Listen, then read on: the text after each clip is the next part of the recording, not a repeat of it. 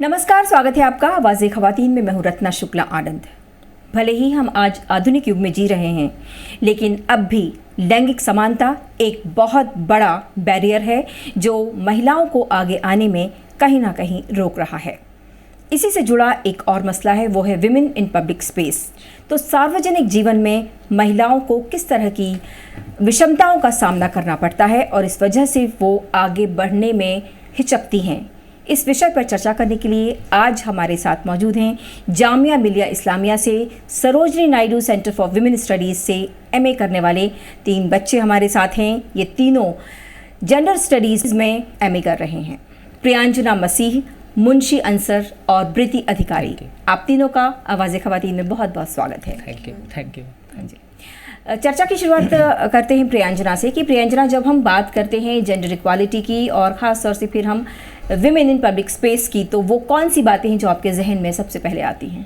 हमें women in public spaces के बारे में बात करना ही इसलिए पड़ रहा है बिकॉज इसका मतलब जेंडर इनइक्वालिटी है पब्लिक स्पेसेस में, तभी तो हमने ये टॉपिक शुरू किया है। और जब हम पब्लिक स्पेस के बारे में सोचते हैं तो हमारे दिमाग में एक प्राइवेट स्पेस आता है, और जब हम प्राइवेट स्पेस सोचते हैं तो हमेशा से through history we have seen and it is changing recently over like a few decades, but अभी भी how women and mothers are is equal to private space, whereas men उनको देखा जाता है वो तो पब्लिक स्पेस है ही।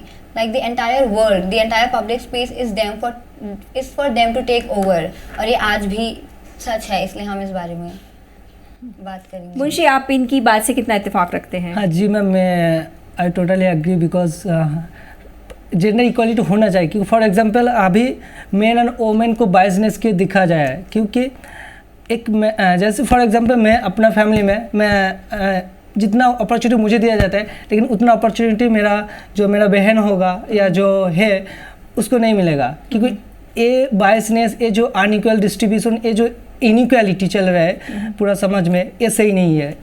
इसके थ्रू कुछ ऐसा काम करना पड़ेगा हम लोगों को जो दोनों में, प्राइवेट में पब्लिक में अपॉर्चुनिटी देना चाहिए।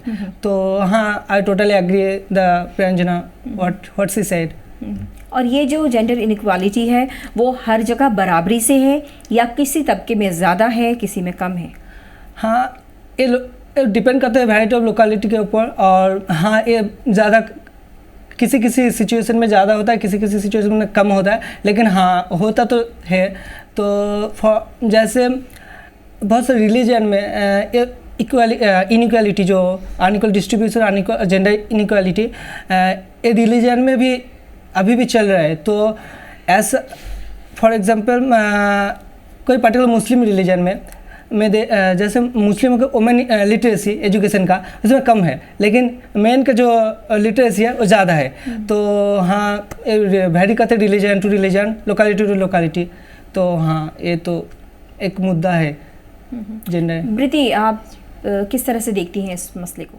Ma'am, first of all, women in public places is something which we need to talk about because firstly, the fact that women are able to come to public place is a huge fact for themselves because throughout centuries they have been oppressed for like something that they had to go through for a very long time. Yes. और अब जब वो आ रही है public places में अपना काम कर रही है, मतलब जैसे they are working, they are becoming economically independent, so that in that context it is being seen that उनके लिए बहुत ज़्यादा टफ हो जाता है ये जॉब, अपने पोजीशन इस पब्लिक प्लेस में असर्ट करने के लिए।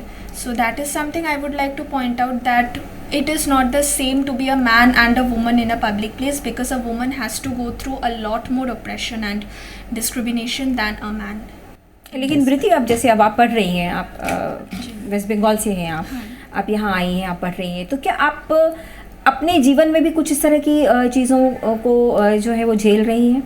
ऐसा आपको खुद भी महसूस हुआ है या आप बाकी लोगों का ही एग्जाम्पल दे रही हैं? नहीं, ऑफ कोर्स, लाइक अभी हम लोग जानते हैं कि how much Delhi is unsafe for women. सो अभी when I get out of my PG or the place where I stay post 8 PM, it gets really scary for me. The roads and everything are pretty empty. They are only flooded with men and women are not in the vicinity. So that is something which is quite like it makes me feel quite uncomfortable. नहीं, लेकिन ब्रिति, मैं आपसे पूछूंगी कि आपने कहा कि ज़्यादातर वहाँ पुरुष होते हैं, पर ऐसा क्यों कि पुरुष के रहने से अनकंफर्टेबल क्यों?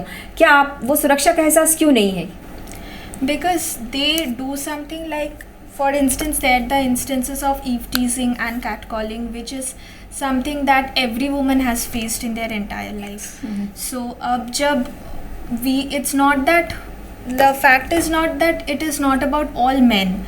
It is simply that we have been conditioned to believe, and we have experienced things from nearly every man. So that fear works in our mind that, you know, this man can be a probable perpetrator. जी, प्रियंजना, आपसे हम जानना चाहेंगे, इसको थोड़ा विस्तार से और बताएं कि वो कौन कौन सी चीज़ें हैं जो परेशान करती हैं और जिनको शायद अभी सुधार लाने की ज़रूरत है समाज को और आगे ले जाने के लिए। तो जो प्रीति ने जैसा बोला, eve teasing and catcalling, the saddest part is कि ये तो सबसे कम है। जब ईव टीजिंग और कैट कॉलिंग होती भी है तो हमें यूजुअली सिखाया जाता है कि मत बोलो, तुम बोलोगे तो वो आगे से कुछ और बोलेंगे, या फिर कुछ भी कर सकते हैं, अटैक कर सकते हैं, तुम्हारा और पीछा करेंगे। अगर इग्नोर करने लायक चीज़ है, अगर एक बार बोला है तो हो सके तो जाने दो, प्रिटेंड करो कि हुआ ही नहीं है। ये तो सबसे कम चीज़ है। इसके साथ साथ sexual assault, physical sexual assault, तुम्हारा पीछा करना, बार बार वहीं पे तुम आगे पीछे, मतलब कॉलेज तक भी, कोई लोग तो कॉलेज तक पीछा कर चुके हैं, मेरे दोस्तों के संग ये सब हुआ है। तो Delhi is very unsafe, so I agree with everything that Briti says. And men will only respect women, या फिर only make women of their household feel safe.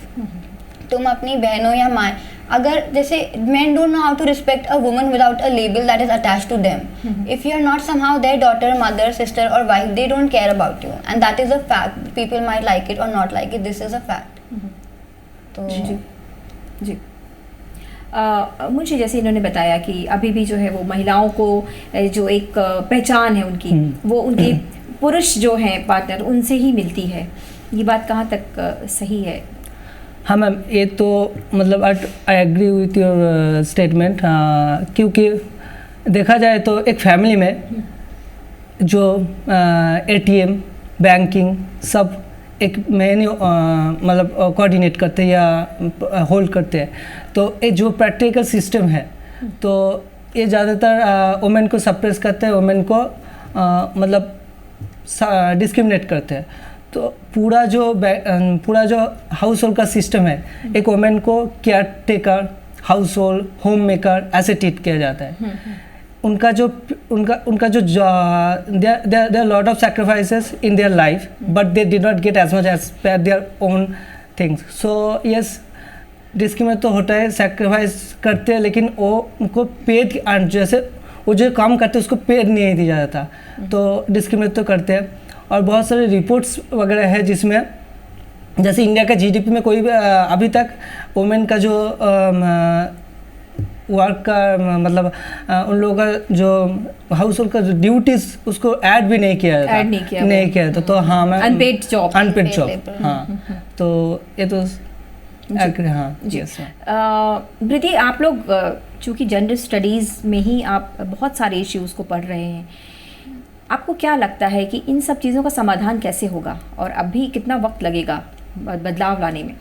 Ma'am, first of all, the first thing that I would like to state is that gender studies or gender sensitization is something that needs to be started from a very early age.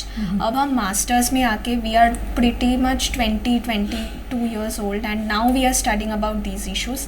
But these are something that needs to be started from a very tender age. Because आपकी अगर वो upbringing ही नहीं रही, आपको अगर सिखाया ही नहीं गया कि this is something bad or this is something good, you should not feel bad about something which is happening to your body or something. So that should कुछ एग्जाम्पल देके आप बता पाएंगे, जैसे क्योंकि बहुत सारी चीज़ों को लोग इतना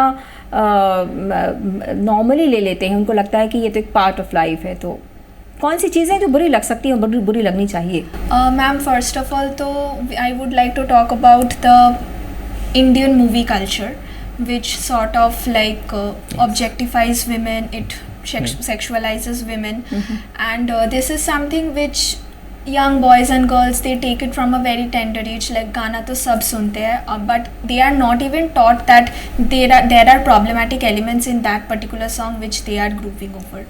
So that is something I would like to point out. और secondly, बस ऐसा है कि menstrual hygiene, sex education, these should be started from a very tender age, because once like menstruation is not something that a woman should be felt bad about. Like it's not that your body is bleeding, it's not something that you should feel bad about. It's a very much physiological process, so you should accept it the way it is.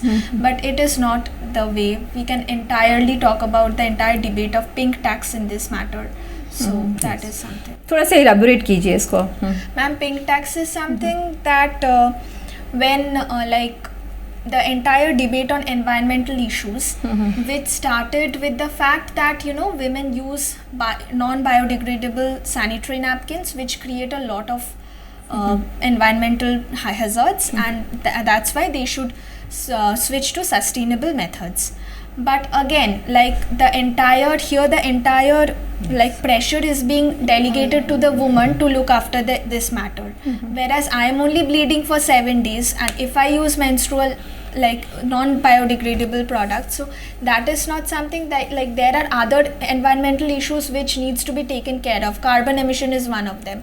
Like there are countries which are like big first world countries which are asking the third world countries to look into this matter, that it's their carbon emission that is causing huge pollution, whereas it is the case that is opposite. लेकिन आपको लगता है कि जिन चीज़ों को इस्तेमाल करने के लिए कहा जा रहा है वो आपकी बॉडी को भी हार्म कर सकते हैं, या आपके लिए भी कुछ महिलाओं के लिए भी जो है वो खतरनाक साबित हो सकते हैं वो? Of course, like one of the most prominent thing that you are asked to switch from non-biodegradable sanitary napkins to something that is such a menstrual cup. So menstrual cup is a very difficult thing to insert inside your body, and there is like pressure that you are inserting something inside your body, which creates another pressure on the woman.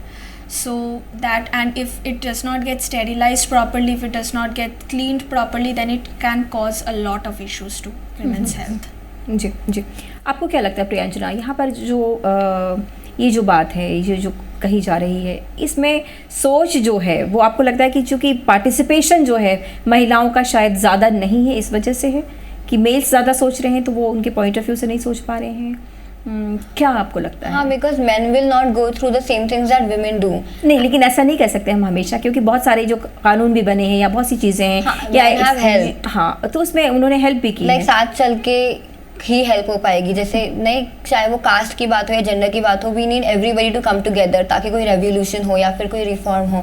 But हाँ, जैसे इसने menstruation की बात करी, तो there are some things that men don't understand but they have opinions on it. जब आपके पास opinions है पर आपके साथ वो नहीं हो रहा है, तो आपके पास ओपिनियंस क्यों हैं? Is the question. कुछ चीज़ों में ओपिनियंस नहीं होने चाहिए, जैसे abortion, menstruation. There are some things that you don't need to talk about. And you need to put, इसीलिए women need to be in public spaces, ताकि जब औरतें जिनके साथ हो रहा है, जब वो बात करेंगे कि उनकी बॉडी को या उनको कैसे फील हो रहा है, तभी तो वैसे लॉज या रिफॉर्म्स बनेंगे. आदमी ही औरत का मतलब रिप्रेजेंटेटिव बन के ऐसी चीज़ों पे बात करते हैं जो उनकी बॉडी डील नहीं कर रही है, तो that is not fair to us. जी, तो ये आज की युवा पीढ़ी बात कर रही है कि उन्हें किन किन बातों से शिकायत है, और हम उन्हीं से जान रहे हैं कि प्रियंजना, ये बताइए कि आपने कहा कि हमें जो है ओपिनियन जो है वो क्रिएट करते हैं लोग. किस तरह के ओपिनियंस होते हैं जो हर्ट करते हैं? क्योंकि आप लोग दिल्ली जैसे शहर में पढ़ रहे हैं, एक बहुत ही जानी मानी प्रतिष्ठित यूनिवर्सिटी में पढ़ रहे हैं, क्या अभी भी ये सारी चीज़ें फेस करते हैं बच्चे? हाँ, अभी सभी जगहों पर कम है, पर हर यूनिवर्सिटी कैंपस हो या पब्लिक ट्रांसपोर्ट हो, विमेन फेस ऐसे इश्यूज. फालतू के कमेंट्स, फालतू के people have something to say to you. आप यू आर नेवर इनफ. आप कुछ करो कुछ ना करो, you are never enough. Somebody will always have something to say to you, be it your family members, be it strangers who don't even know you. तो it is maybe it has reduced क्योंकि आजकल women have like more female friends and you know people will talk back. तुम्हारे दोस्तों में ऐसे कोई तुम्हें कुछ बोलेगा, ऐसे बैठे नहीं रहने देंगे कि कुछ नहीं बोलेंगे. तो reduce तो हो रहा है, बट लोग कमेंट करने की हिम्मत तो अभी भी रखते हैं, चाहे वो गंदे सेक्सुअल कमेंट्स हो या फिर ऐसे क्या रही है, क्या कर रही है, इसने क्या पहना है, कुछ भी. जी, चेंजेस कैसे शुरू हो रहे हैं और अभी कहाँ तक जाने की ज़रूरत है मुंशी? और चूँकि आप लोग सभी अलग अलग जगहों से हैं, तो ये ज़्यादा बेहतर तरीके से जानते हैं कि हमारे यहाँ पर क्या ज़रूरी है. तो हाँ, चेंजेस तो होना चाहिए. महात्मा गांधी जी एक बात बोले थे, as strong as we are united. तो हमें यूनाइटेड होकर चेंज करना पड़ेगा, क्योंकि जब तक रियलाइजेशन नहीं होगा यू कैन नॉट चेंज. सो हमें रियलाइज़ करना पड़ेगा इन सोसाइटी में, तो चेंज कर सकते हैं. सेक्स एजुकेशन हम हर क्लास में, मतलब प्राइमरी क्लास में इम्प्लीमेंट कर सकते हैं. और जैसे फॉर एग्जांपल मेंस्ट्रुएशन साइकिल जैसे प्रीति ने बोला, तो उसके बारे में थोड़ा पोस्टर बना के स्कूल में ऐसा कुछ एनवायरनमेंट क्रिएट कर सकते हैं। अवेयरनेस सोसाइटी में कैंपिंग कर सकते हैं। तरह तरह के हमें खुद आगे आना पड़ेगा, नहीं तो ये चेंज नहीं हो सकते हैं। तो हाँ, as being a student in gender studies we should always promote this changes and we are totally agree of this whatever we said. So yes. मुझे प्रीति ने एक बात कही थी कि अब इस उम्र में आके हम लोग जो है ये जेंडर स्टडीज़ के बारे में पढ़ रहे हैं और आपको बहुत सारी चीज़ें पता चल रही हैं। आपका अपना अनुभव क्या है? आप एक मेल हैं, लेकिन अब जब जेंडर इक्वालिटी की बात होती है तो आपको लगता है कि आप लोगों की जिम्मेदारियाँ कुछ ज़्यादा बढ़ जाती हैं? जब मैं जामिया आया था तब मेरा एक्सपीरियंस है, मैं किसी को मतलब जब कोई दोस्त ने अननोन पर्सन तो पूछते आप कौन से डिपार्टमेंट, तो मैं बोलता जेंडर स्टडीज़ है, वुमेन स्टडीज़। तो उनका first reaction what I said तो उन लोगों का रिएक्शन थोड़ा डिफरेंट था, क्योंकि उन्हें मैं as a being a male, so I'm just carrying on my gender studies or women studies, so they're just shocked. So हाँ, एक अलग एक्सपीरियंस हुआ, लेकिन हाँ ये जेंडर स्टडीज़ क्योंकि ये मेरा पैसन है। मैं जब बैचलर डिग्री इन विश्व भारती में रॉयल स्टडीज़ पढ़ रहा था, तब एक पेपर था जेंडर स्टडीज़, तो उसमें मैं बहुत अच्छा क्योंकि मोटिवेट किया था। ये जो किस बात ने प्रभावित किया? हाँ, जैसे डिस्क्रिमिनेशंस, जैसे मेरा फैमिली में मेरा पापा है, क्यों सारे जो प्रॉपर्टी होल्ड करे, क्यों मेरा मम्मी क्यों नहीं करे? तो ये एक जो क्वेश्चन मार्क होना चाहिए। बैंक अकाउंट क्यों पापा के पास रहेगा, मम्मी के पास क्यों नहीं रहेगा? तो ये क्वेश्चन मार्क तो बहुत सारी चीज़ मुझे मोटिवेट किया और मैं आज जामिया तक आया ये जेंडर स्टडीज़ को कंप्लीट करने का। और मेरा फ्यूचर भी है, मुझे PhD वगैरह कुछ करना है ये जेंडर रिलेटेड कुछ टॉपिक लेके। तो हाँ, ऐसे करना। तो आप तीनों से एक सवाल है कि अगर आपको कहा जाए कि कुछ बदलाव लाए जाएं तो किस तरह के बदलाव होंगे? क्योंकि अब आप आज पढ़ रहे हैं, कल पॉलिसी मेकिंग में भी जा सकते हैं, और अब तो अगर हम लड़कियों की बात करें तो नारी शक्ति वंदन कानून जो आ गया है, तो अब तो बहुत सारे रास्ते खुले हुए हैं। तो क्या आपके पास सुझाव हैं, क्योंकि आप युवा पीढ़ी हैं, देख रहे हैं चीज़ों को? जी, मुझे लगता है पॉलिसी मेकिंग में जो एक सुधार आना चाहिए, जो पॉलिसी क्रिएट कर रहे हैं उनमें फीमेल होना चाहिए। मेल ही क्यों, फीमेल तो उसका भी पर्सपेक्टिव तो लो। जो पॉलिसी मेकिंग कर रहे हैं, पॉलिसी मेकर है, उसमें ज़्यादातर एक फीमेल का प्रॉब्लम है, एक फीमेल ही समझ सकता है। मेल उतना हाँ रियलाइज कर सकते हैं। मैं दूसरों का पेन पूरी तरीके से I can not totally understand how pain, but I can feel this pain. तो ऐसे ही एक पर्टिकुलर पॉलिसी में एक फीमेल मेकर होना चाहिए, एक डायरेक्टर होना चाहिए जो भी है। तो मेंबर में ऐसे चेंज होगा, नहीं तो it's hard to difficult. We should accept that can't change without female नहीं होना, तो चेंज मुश्किल है। हाँ, थोड़ा डिफिकल्ट है, हार्ड है। जी जी, आप? First of all, ma'am, the entire debate on policy making and women's perspective is that the implementation concept. Yes. That there are laws, there are provisions that are there which tend to benefit women, but how far they are being implemented. Yes. So that is something like in Bengal there are a lot of women friendly schemes and issues which get highlighted a lot, but the problem lies there only that it is not implemented properly. Like a lot many women do not get benefit out of it, like a lot many women do not have their own bank account, so how can they avail the direct money transfers from the government? So it get accommodated or limited to a particular class and caste of people who get the maximum benefit, and then the lower strata of the people are just left behind. Yes. जी, I am not even going to go policy making तक। तो main जो society का जो main change है, जब आप victim blaming stop करोगे तभी तो आप चेंज लाओगे। जब आप ये चीज़ें बोलना बंद करोगे, तुम गलत टाइम पे गलत जगह थी, तुमने कुछ पहना था, या फिर तुम्हें ये नहीं बोलना चाहिए था। पहले आप विक्टिम जो ऑलरेडी परेशान है, पहले आप उसको ब्लेम करना बंद करो। और आप अपने अपब्रिंगिंग भी बहुत डिपेंड करता है। Like you need to teach your sons as much as you teach your daughters to not do things, you need to teach your sons to what not to do and what to do and how to treat women. Like if you don't teach your sons, then nothing can change. Your sons are the people जो रात में बाहर घूम रहे हैं। अगर role reversal हो जाए, अगर आदमियों को 9 बजे के बाद सब लोग बोले तुम बाहर नहीं जा सकते पर औरतें बाहर हैं, तो ना आदमी हार्म होंगे ना औरतें, क्योंकि औरतें तो नहीं मतलब करती हैं, बट क्या चांसेस ही नहीं है इतने करने के। औरतें तो बाहर घूमे, आदमी ना घूमे, तो ना हमें कुछ होगा तकलीफ ना किसी और को।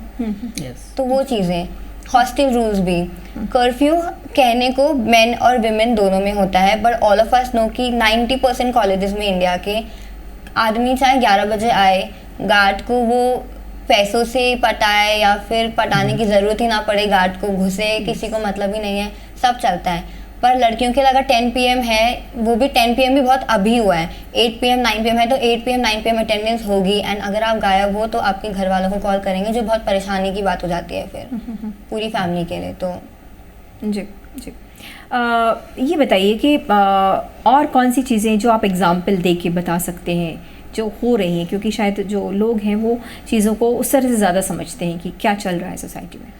Ma'am, first of all, there is the issue of public transport and women's reservation in metro, for example, which gets highlighted in the fact that when a woman boards a compartment or in a metro, which is a general compartment, so there are men who says that तुम्हारे लिए तो अलग से compartment रख दिए गए हैं, तुम वहाँ पे क्यों नहीं हो? So that is not the case. The general compartment is for everybody. Anybody can get into it. But वहाँ पे अगर रात के टाइम पे आप देखो तो I have seen men who like they get into the women's compartment, and then there are like staffs of the metro who just ask them to go to the other compartment. So ऐसा बोलना क्यों पड़े? तुम देख तो सकते हो कि ये लड़कियों का compartment है, आप उसमें ना जाओ। जी, ऐसी बहुत सी चीज़ें हैं, बहुत से कानून भी आ गए हैं जहां लड़कियों की सुरक्षा को लेके, चाहे दफ्तर हों, चाहे कॉलेजेस हों, या किसी भी जगह पर उनके सुरक्षा के लिए भी कानून है, कमेटीज़ बनी हुई हैं, सब कुछ है। आपको लगता है कि उससे बहुत फ़र्क पड़ा है और लड़कियां जो हैं वो अब काफ़ी सेफ़ हुई हैं, आपको लगता है क्या? चेंज पूरी तरीके से नहीं हुआ, बट हाँ थोड़ा बहुत फ़र्क पड़ा है, क्योंकि अब देखिए क्योंकि मैं बंगाल से हूँ, वेस्ट बंगाल से हूँ, तो ज़्यादातर मैंने देखा, मेरा एक्सपीरियंस है, जो वुमेन हैं उन लोगों का उतना एजुकेशंस नहीं दिया जाता। 2020 आप रिपोर्ट देख लीजिए, India state West Bengal state का रिपोर्ट देख लीजिए, अभी जो वुमेन का लिटरेसी है बहुत ज़्यादा है वुमेन का भी, लेकिन 2010 के तब उतना ज़्यादा वुमेन लिटरेसी नहीं था। अभी women are allowed to go to pursue higher educations. अभी दिल्ली आ गया, मुंबई आ गया, बहुत प्राइवेट सेक्टर, बहुत सारे सेक्टर में अभी वुमेन जॉब कर रहे हैं। तो हाँ चेंज हुआ है, क्योंकि थोड़ा जो स्कीम स्टेट गवर्नमेंट का या सेंट्रल गवर्नमेंट का, तो इसमें थोड़ा बहुत चेंज हुआ, लेकिन पूरी तरीके से नहीं, क्योंकि जैसे इन वेस्ट बंगाल बहुत सारे कास्ट होते हैं, सारे जगह ही कास्ट होते हैं, तो उन कास्ट का जो बेनिफिट वो नहीं मिलता, उन लोगों को डिस्क्रिमिनेट किया जाता है। सो SC ST जो भी कास्ट और भी तरह तरह के दलित, उन लोगों को अपॉर्चुनिटी नहीं दिया जाता, तो उन लोग उस अपॉर्चुनिटी से वंचित होता है। जी जी, हाँ, जी। तो हम थोड़ा डायरेक्शन थोड़ा सा वहाँ जा रहा है। प्रीति, मेरा सवाल आपसे ये है कि कल जो आपने बताया था कि जो कमेटीज़ बनती हैं वहाँ पर किस तरह से बोलबाला रहता है पुरुषों का, और फिर जो है वो महिलाओं को कहीं ना कहीं वो कोशिश की जाती है कि वो ये करें, ये थोड़ा आप बताइए अपने शब्दों में।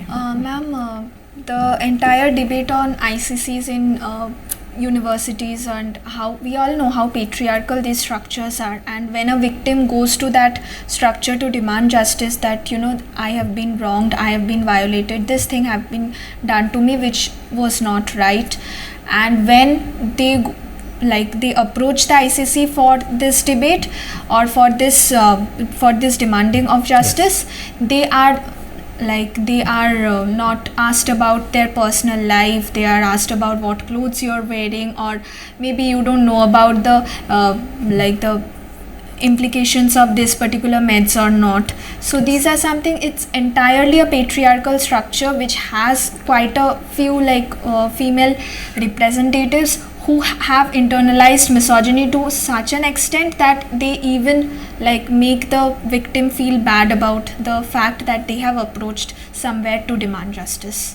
मतलब कानून बने हैं लेकिन अभी भी जो है उसका फायदा उस तरह से महिलाओं को नहीं मिल पा नहीं रहा। मिल आप कितना इत्तेफाक रखती हैं वृत्ति से बात की बात से? टोटली, क्योंकि हर कॉलेज में आजकल आईसीसी कमेटी होती है, इंटरनल कंप्लेंट्स कमेटी, बट आधे टाइम तो विक्टिम्स में इतनी हिम्मत ही नहीं होती है कि अगर स्पेशली वो अकेली है और किसी ने किया है उनके साथ पर किसी और के साथ नहीं किया है तो दे थिंक कोई बिलीव ही नहीं करेगा, या फिर मैं क्यों इस झमेले में पढ़ूँ, क्या पता मुझे स्लट शेम या मुझे विक्टिम शेम करा जाए, मैं क्यों इस झमेले में पढ़ूँ। और अगर वो हिम्मत करके बाकी उन्हें पता चलता है कोई और भी है तो जाती भी है, तो लोग कहते हैं आर यू श्योर, कि तुम्हें पक्का यकीन है, कहीं तुम्हें मिसअंडरस्टैंडिंग तो नहीं है, क्या पता वो फ्रेंडली होने की कोशिश कर रहा हो पर उसका इंटेंशन सेक्सुअल हरासमेंट ना हो। और जब कोई इतनी मुश्किल से जाके कंप्लेन कर रहा है तो ऑब्वियसली दे आर श्योर।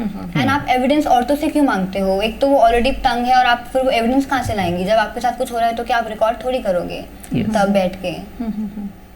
जी, कुछ और हार्ट हिटिंग, कुछ ऐसी बात जो कि आज की युवा पीढ़ी के ज़रिए अगर सामने आती, जो लोग देख रहे हैं उन्हें समझ आए कि भाई गलती कहाँ पर है, क्योंकि आप लोग ज़्यादा अच्छी तरह से उसको समझेंगे, देखेंगे। कुछ और ऐसी बात? एक तो सेफ्टी सिक्योरिटी चाहिए वुमेन के लिए, क्योंकि फॉर एग्जांपल जो फैमिली में वायलेंस हो रहा है उसके, तो वो तो कंप्लेन नहीं करने जाएगा, क्योंकि ये मुद्दा सीधी सी बात, क्योंकि वो जाएगा तो उसके ऊपर फिर टॉर्चर, फिर सेम केस हो जाए, तो उसमें सेफ्टी सिक्योरिटी चाहिए। जब तक फॉर एग्जाम्पल मेरा बहन का किसी ने कुछ बुलिंग या बॉडी शेमिंग काम किया, कुछ कर दिया, लेकिन उसका वो तब जाएगा जब मैं और मेरा जो सोसाइटी खड़ा उसके साथ रहेगा, तब तक नहीं जाएगा, क्योंकि वो सेफ्टी सिक्योरिटी चाहिए। दूसरा जो अभी भी जो ट्रेंड चल रहा है कि साइबर क्राइम में ज़्यादातर वुमेन में बहुत, मतलब क्योंकि एक बहुत ज़्यादा डिस्क्रिमिनेट हुआ उन लोगों पर, बहुत ज़्यादा साइबर क्राइम के प्रोटेस्ट किया, लेकिन वो क्यों नहीं कर पाए? क्योंकि उसका फैमिली भी मैंने एक वीडियोज़ भी देखा था, डॉक्टर विकास कीर्ति सर उन्होंने बताया कि उनका एक स्टूडेंट था, तो उन्होंने उसके ऊपर रेप हुआ था, लेकिन वो बताया नहीं, क्योंकि वो सबके साथ शेयर कर, क्योंकि लेकिन उनके मम्मी पापा के साथ कभी भी शेयर नहीं किया, क्योंकि उनका मम्मी मुझे बोला था ये सब काम छोड़ दो, ऐसे नहीं हुआ, वो समझ नहीं पाया।